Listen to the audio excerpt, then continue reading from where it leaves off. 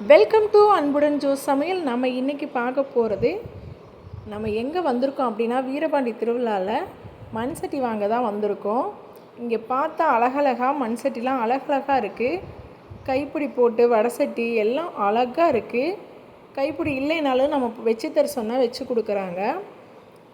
மண் கலர்லேயும் இருக்குது, கருப்பு கலர்லேயும் இருக்குது. அழகுக்காக வெளியே பெயிண்ட் அடித்தும் வச்சுருக்காங்க.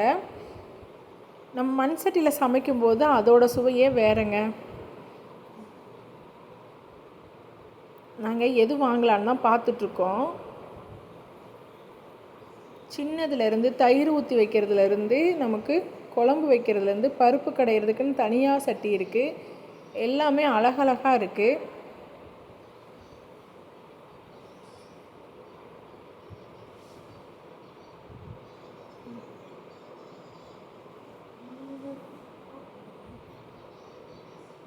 இதெல்லாம் பார்த்திங்கன்னா நல்லா வெயிட்டாகவே இருக்குது.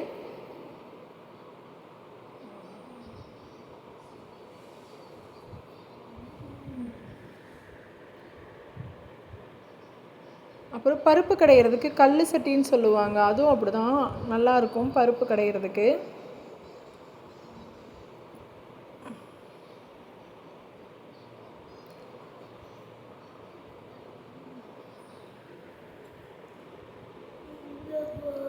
மண்ணில் பொம்மையிலேருந்து மண் சட்டி வரைக்கும் இங்கே திருவிழாவில் வந்தால் வாங்கிட்டு போகலாம். இங்கே பாருங்கள், விளக்கோடு சேர்த்து சாமியோட விளக்கு, உப்பு ஜாடி எல்லாமே இருக்குது.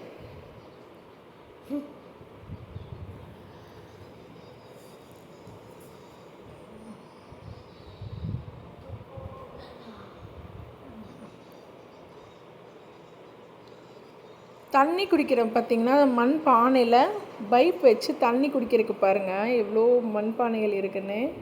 அழகழகாக இருக்குது. அந்த லாஸ்ட்டில் குட்டியெல்லாம் பெயிண்ட் அடித்து வச்சுருக்காங்க அழகுக்காக. அது நம்ம குழந்தைங்களுக்கு வாங்கி வச்சுட்டோன்னா ஸ்கூல் அப்போது பொங்கல் டயத்துலலாம் அது கொடுத்து விட சொல்லுவாங்க, அப்போ யூஸ் ஆகும். பாருங்கள் எவ்வளோ அழகாக அடுக்கி வச்சுருக்கிறதே நமக்கு ரொம்ப ஆசையாக இருக்கும். உண்டியல், சாமி, அங்கே பாருங்கள் உப்பு ஜாடி எல்லாமே அழகாக இருக்கும்.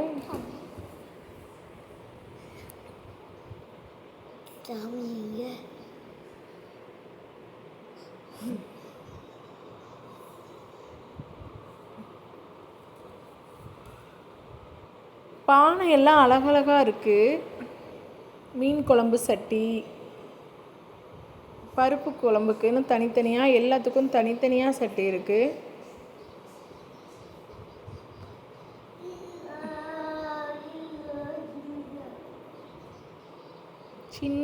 சின்னதுலேருந்து பெருசு வரைக்கும் பாருங்கள் அழகாக இருக்குது.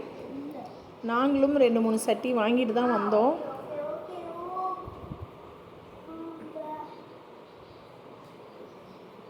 என்ன வாங்கணுங்கிறத ஷார்ட்ஸ் வீடியோவில் பார்க்கலாம். தேங்க்ஸ் ஃபார் வாட்சிங்.